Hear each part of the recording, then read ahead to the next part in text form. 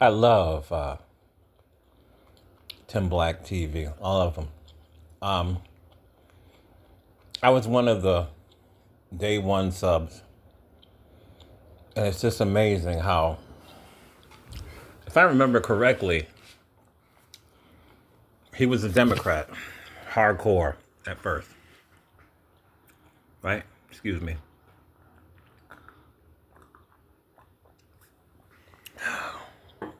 But then he became a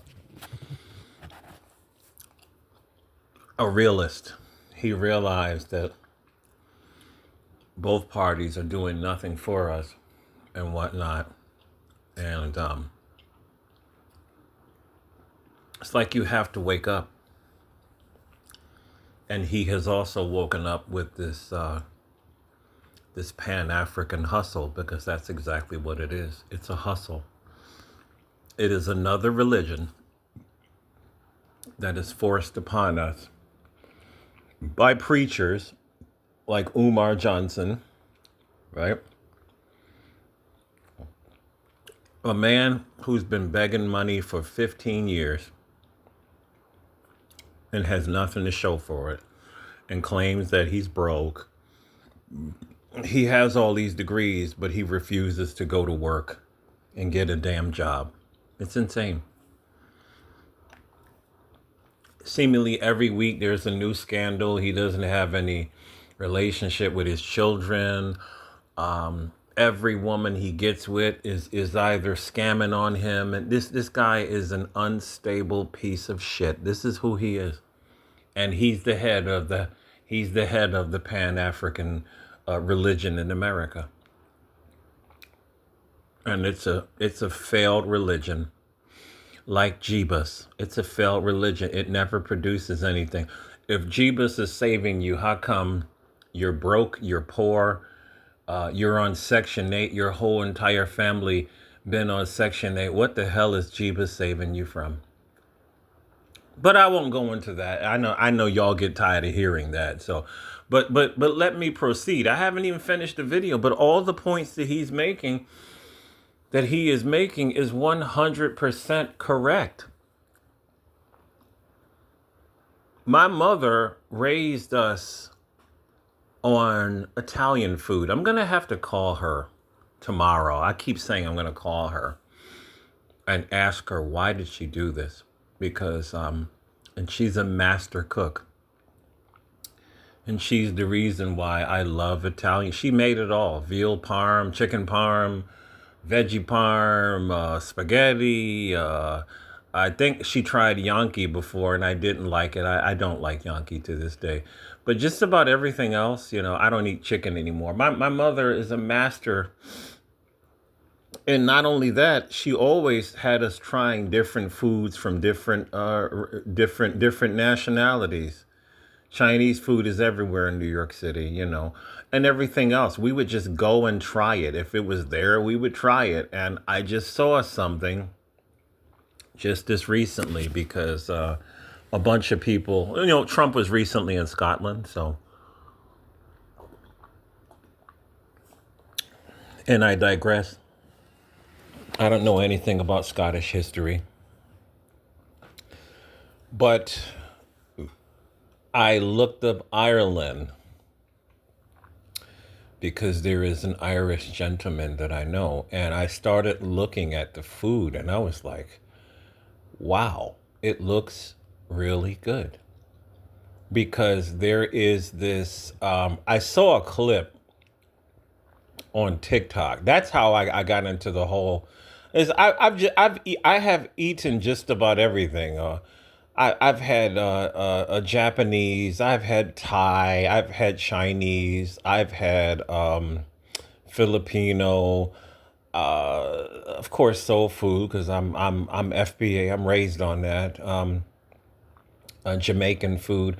It, I've had just about everything, but I've never had Irish food. And there is this Irish restaurant in Montreal, and somebody did their meat board, and it was so damn huge. It was full of meat, and potatoes and all kind of things. And I said, wow, that's the only food probably that I've never. Well, there's more than that. To be honest with you, I've never had African food before, and it's never been around. I do hear that there is an African restaurant somewhere in Buffalo.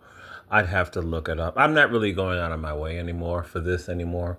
But you get tired of eating the same things over and over and over again, so you want to try something new.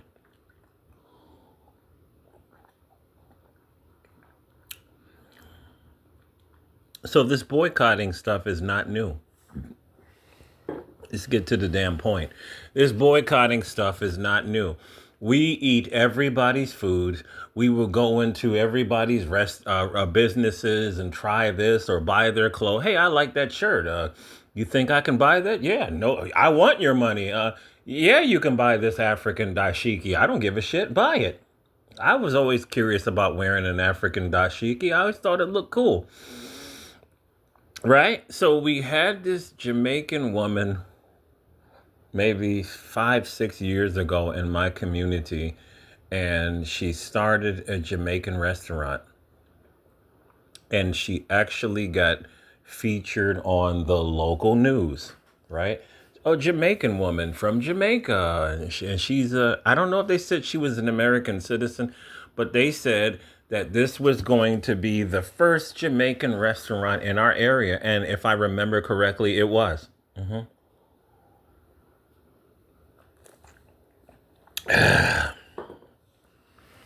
So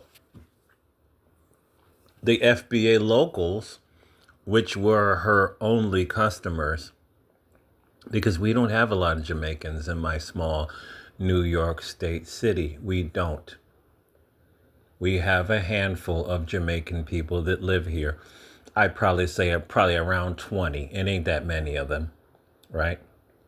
They would have to be going to that restaurant every day to keep it afloat. And most of them cook at home anyway, so you have to understand your market. This is why you have to do your business research and you have to understand your market, right? She could have never kept that afloat with her people alone. It was impossible, right? So, as we all know each other, we're going to get reports from other FBAs that live in the area, because we are the second majority in my city. It is whites first, if I remember correctly. Then it's us. Then it's everybody else. A smattering of Puerto Ricans, ain't that many here, and a smattering of other Caribbean and African nationals. So her demographic would be FBA and white people. That would be her demographic to keep her business going. And the trip reports that hey, did you hear about that? Yeah, I heard about it. I went there. I had the food. It was really good. It was my first time that I ate Jamaican food, but she was really rude. I said, really? Yeah. She was just rude and so cold, and oh, okay, huh. Well, I still want to go there because you know what? I've never had Jamaican food. I've always seen it before. I've seen it on YouTube videos and whatnot, and I wanted to try it. I mean, I do understand that when I lived in the city, there was Nostrand Avenue where all the Jamaicans were, and there were some Jamaican spots back then. But if you're from the Bronx, you don't really hang out in Brooklyn because people want to beat you up. I don't know if that has changed. It may sound crazy to people, but that's what went on when I was living in New York City. If you were from Brooklyn and you walked into the Bronx, people would act like you were a fucking spy, and they would try to beat these people's ass. Or worse than that. It's the truth. It didn't matter if you were FBA. You couldn't just go to different boroughs like that. You couldn't. It's the truth. So I came in one day after work, and I walked in the door. She's behind the counter, and I said, hi. and she didn't talk to me. And I look at the other the FBA that are in there, and I said, hi. And she goes, what do you want? I said, what do I want? She goes, yeah. I should have just walked out the door. I really did, but I really wanted to try the Jamaican food. I said, curry chicken. Okay, it's a $15. Okay. Paid the money. She didn't even say thank you. And she you can feel the meanness off of her. Like she was a mean person. I said, wow. And we all looked at all the FBA in the lobby looked at each other like, God dang, what is wrong with this woman, man? It's just she's rude as fuck, right? 20 minutes later, get the food. I go home. It's really damn good. I'm like, wow, this is first time having Jamaican food. You know what I'm saying? And I think maybe a week later, I did the same thing. I came home from work,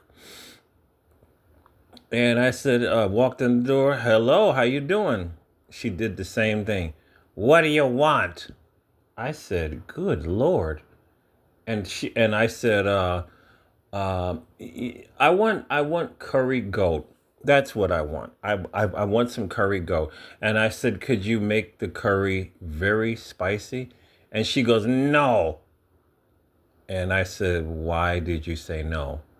Well, American cannot handle spicy, man. And I said, I've been eating hot food my whole entire life, and I can handle it. And she goes, no. And I said, okay. And I walked out the door, and I never came back. And you want to know what happened? It was like maybe 9, 10 months later, the place went out of business because people stopped coming. This is the power of a boycott. Her food was good, but her attitude was really horrible. It really was. She had no customer service. She was nasty. It's you're not going to make it in America acting like this. People expect the high, they expect the smile. They want to feel welcome there. It is what it is. Fast forward and closing it out, like the points that he's making. All these different people that we go to their restaurants, they don't come to ours. They don't. Now, I do see some white people in my area talking about how they love my buddy's soul food place. I've known this gentleman. He's an FBA gentleman. I've known him for 25 years. He has his own soul food place. I think it's been in business for 5 years. Everybody loves it, and the white people go. But I bet you if I was to call him right now and ask him, has he ever seen Chinese and Africans and Caribbeans there? He's going to say, hell no. Because a lot of these groups, they want your money, but they don't want to spend their money with you. So we are going to be course correcting a lot of people. And a lot of people are going to be shocked that we are done fucking playing with y'all. We're done fucking playing with y'all. You're going to see that we have power here. As Seinfeld says, we have hand. We have hand in America. And we will break you. We will. These parasitic relationships are coming to an end. Thank God.